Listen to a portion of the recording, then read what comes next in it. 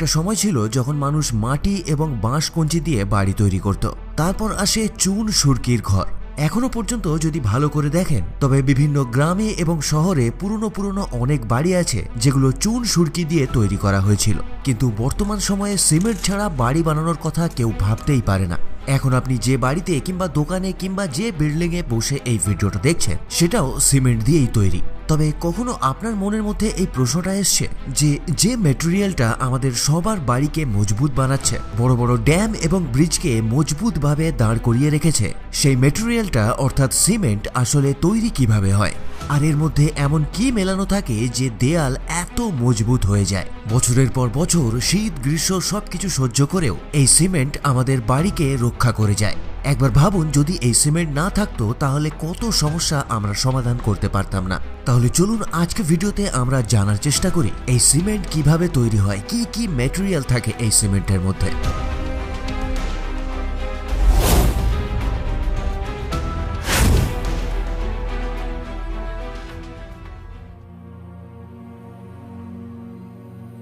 সিমেন্টের শুরুর কথা যদি বলা যায় তবে উইলিয়াম অ্যাপস্টিন নামে একজন ব্যক্তি 1824 সালে ইংল্যান্ডে আবিষ্কার করেছিল।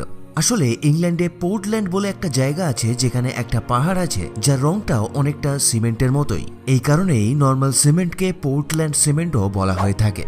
এ তো গেল দুনিয়ার খবর। তবে প্রশ্ন হলো, আমাদের ভারতে এই সিমেন্ট প্রথম কবে শুরু হয়েছিল? তো ভারতে প্রথম সিমেন্ট ফ্যাক্টরি 1904 সালে গুজরাটের পোরবন্দরে স্থাপিত করা হয়েছিল। তবে অনেক কারণের জন্য এই কোম্পানিটা ঠিক করে চলতে পারে না, বন্ধ হয়ে যায়। এরপরে ওই বছরেই চেন্নাইতে একটা সিমেন্ট ফ্যাক্টরি তৈরি হয়। যদিও এই ফ্যাক্টরিটাও তার কাজেতে সাকসেসফুল হয়নি। তবে চেন্নাইয়ের ফ্যাক্টরির একটা স্পেশাল ব্যাপার ছিল যে এই ফ্যাক্টরিটা সিপিওর ওপরে আধারিত ছিল। তবে অনেক স্ট্রাগল করার পরে 1912 এবং 1913তে গিয়ে গুজরাটের পোরবন্দরেই একটা সাকসেসফুল সিমেন্ট ফ্যাক্টরি স্থাপন করা হয়। তো সিমেন্টের ইতিহাস তো আপনি মোটামুটি জেনে নিলেন। এবার চলুন দেখার চেষ্টা করা যাক যে ফ্যাক্টরিতে এই সিমেন্টকে কিভাবে তৈরি করা হয়। আসলে সিমেন্টের ফ্যাক্টরি কেউ যেখানে সেখানে লাগাতে পারে না। এই ফ্যাক্টরিকে স্থাপন করার জন্য কিছু জিনিসের উপর গুরুত্ব দেওয়া দরকার। আসলে সিমেন্ট বানানোর জন্য কাঁচা মাল অর্থাৎ র ম্যাটেরিয়াল কাছাকাছি থাকা দরকার। তার সাথে সিমেন্ট বানানোর জন্য যে সমস্ত ম্যাটেরিয়াল দরকার সবই যদি এক জায়গায় পাওয়া যায় তাহলে সেই জায়গায় সিমেন্টের প্রোডাকশনও ভালো হবে এবং কস্টও কম লাগবে। একে বানানোর জন্য যে কাঁচা মাল অর্থাৎ র ম্যাটেরিয়াল ইউজ করা হয় সেগুলো অনেক ভারী এবং সস্তা হয়। তাই সস্তা হলেও এদেরকে ট্রান্সপোর্ট করার জন্য অনেক খরচা হয়ে যায়। এবার আপনি হয়তো ভাবছেন যে একে বানানোর জন্য কি কি জিনিস লাগে। তো সিমেন্ট বানানোর জন্য মেইনলি 4টে ইনগ্রেডিয়েন্ট অর্থাৎ উপাদান লাগে। এদের মধ্যে সর্বপ্রথম হলো লাইমস্টোন অর্থাৎ চুনা পাথর। চুনা পাথরের মধ্যে ক্যালসিয়াম কার্বনেটের পরিমাণ সবথেকে বেশি থাকে। দ্বিতীয় হলো ল্যাটেরাইট মাটি। এই মাটিটা লাল রঙের হয় আর এই মাটির স্পেশাল ব্যাপার হলো একে কুক করা যায়। তৃতীয় হলো শেল স্টোন। এটা কালো রঙের পাথর হয় আর এই কালো পাথর যে কোনো পাহাড়ের কাছাকাছি খুব ইজিলি পাওয়া যায়। আর সিমেন্ট বানানোর চতুর্থ উপাদান হলো এক ধরনের লাল মাটি। এগুলো ছাড়া সিমেন্টে সিলিকা এবং অ্যালুমিনার ব্যবহারও হয়ে থাকে।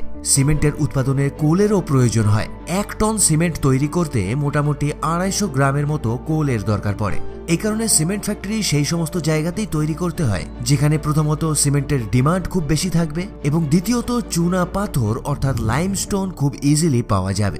কারণ লাইমস্টোন অর্থাৎ চুনা পাথর সিমেন্ট তৈরির সবথেকে মেন উপাদান আর এটা সিমেন্টের টোটাল ওয়েটের 60 থেকে 65% পর্যন্ত হয়। সিমেন্ট ফ্যাক্টরির কাছে যদি চুনা পাথর খুব ইজিলি পাওয়া যায় তাহলে এতে ট্রান্সপোর্টের খরচাও অনেক কমে যায়। এই কারণে সিমেন্ট কোম্পানি অল্প ব্যয় করে অনেক বেশি প্রফিট করতে পারে। এবার চলুন জানা যাক যে এই সিমেন্ট তৈরি হয় কিভাবে। সবার প্রথমে সিমেন্ট বানানোর জন্য চুনা পাথর বের করতে হয়। এই লাইমস্টোন বড় বড় পাহাড়ের মধ্যে থাকে। পাহাড় থেকে এই র ম্যাটেরিয়াল বের করার জন্য পাহাড়ের মধ্যে ব্লাস্ট করাতে হয়। ডাইনামাইটের বড় বড় ব্লাস্টে অনেক বড় বড় পাহাড়ও ভেঙে পড়ে এবং পাহাড় ভাঙার পরে ছোট ছোট পাথরের টুকরো ওখান থেকে বেরিয়ে আসে। তারপর ওই পাথরগুলোকে ট্রাকের মধ্যে লোড করে ফ্যাক্টরি পর্যন্ত নিয়ে আসা হয়। এরপর প্রধান 4টে উপাদানকে এক এক করে ক্রাশিং মেশিনের দিকে নিয়ে যাওয়া হয় কনভেয়ার বেল্টের সাহায্যে। এই ক্রাশিং মেশিন এই সমস্ত জিনিসগুলোকে ছোট ছোট সাইজের বারিক পাথরের টুকরে ভেঙে দেয়। এরপর ওই 4টে জিনিসকে ভালো করে মিক্স করে কনভেয়ার বেল্টের সাহায্যে আগে পাঠিয়ে দেওয়া হয়। এরপর ওই মিক্সচারকে একটা বড় ভাট্টির মধ্যে প্রায় 1450 ডিগ্রি সেলসিয়াসে কুক করা হয়। এত হাই টেম্পারেচারে গরম করার পরে এদের মধ্যে যে ন্যাচারাল কম্পাউন্ড ছিল সেটা ব্রেক হয়ে যায় এবং নতুন একটা কম্পাউন্ড তৈরি হয়।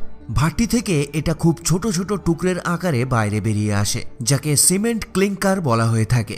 এরপর ওই মেটেরিয়ালকে কুলারের মধ্যে নিয়ে যেতে হয়। কুলারের মধ্যে এই মেটেরিয়ালকে 70 থেকে 80 ডিগ্রি সেলসিয়াসে রাখতে হয়। তারপর সবশেষে এই টুকরোগুলোকে একটা গ্রাইন্ডারের মধ্যে খুব মিহি করে পিষে নিতে হয়। আর গ্রাইন্ড করার পরেই সিমেন্ট তৈরি হয়ে রেডি হয়ে যায়।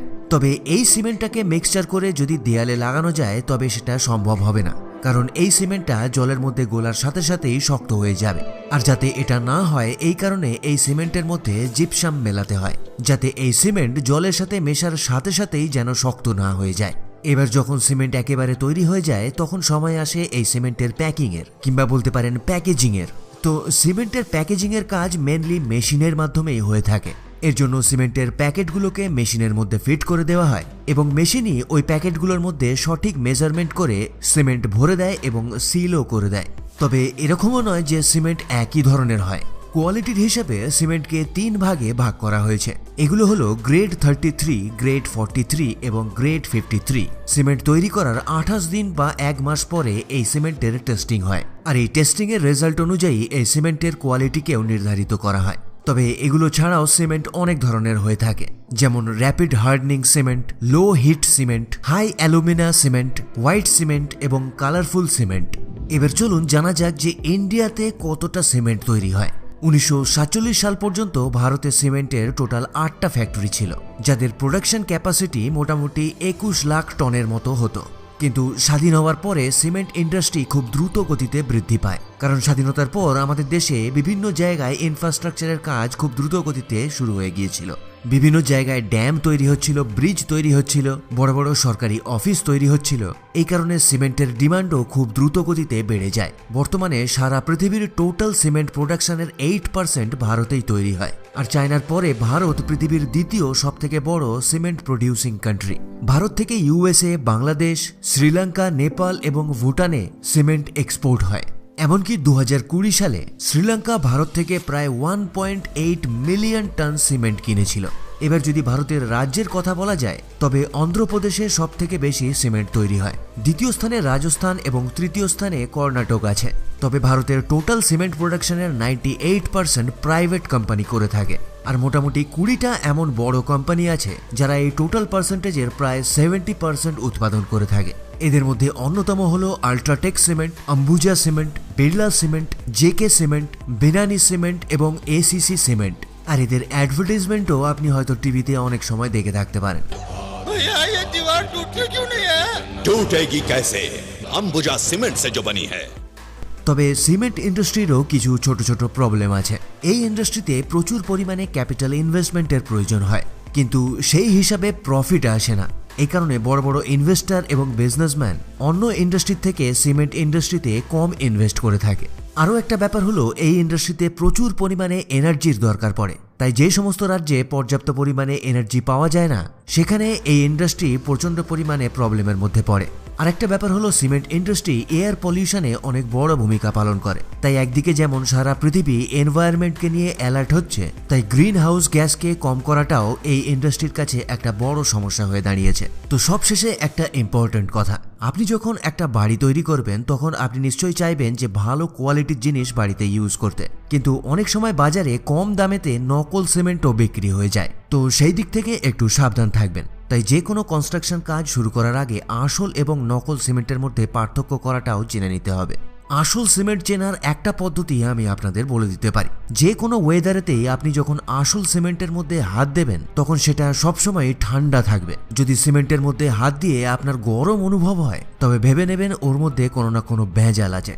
আর তার সাথে কেনার সময় এর ম্যানুফ্যাকচারিং ডেটটাও অবশ্যই দেখে নেবেন, কারণ এক্সপার্টদের মত অনুযায়ী সিমেন্ট ম্যানুফ্যাকচার করার 3 মাসের মধ্যে একে ব্যবহার করলে সবথেকে ভালো ফল পাওয়া যায়। তো বন্ধুরা, ভিডিওটা কেমন লাগলো কমেন্ট করে অবশ্যই জানাবেন। যদি ভালো লাগে তবে একটা লাইক এবং অন্য বন্ধুদের সঙ্গে শেয়ার করতে একদম ভুলবেন না। চ্যানেলে যদি আপনি নতুন এসে থাকেন তবে অবশ্যই সাবস্ক্রাইব করে বেল নোটিফিকেশন বাটনটা অন করে নেবেন। আর আপনি যদি সাবস্ক্রাইব করে থাকেন তবে আপনাকে অসংখ্য অসংখ্য ধন্যবাদ। আজকে এই পর্যন্তই, আবার দেখা হয় পরের ভিডিওর সাথে। ততক্ষণের জন্য স্ক্রিনের এই ভিডিওগুলোর মধ্যে যে কোনো একটা আপনি এনজয় করতে পারেন। ধন্যবাদ।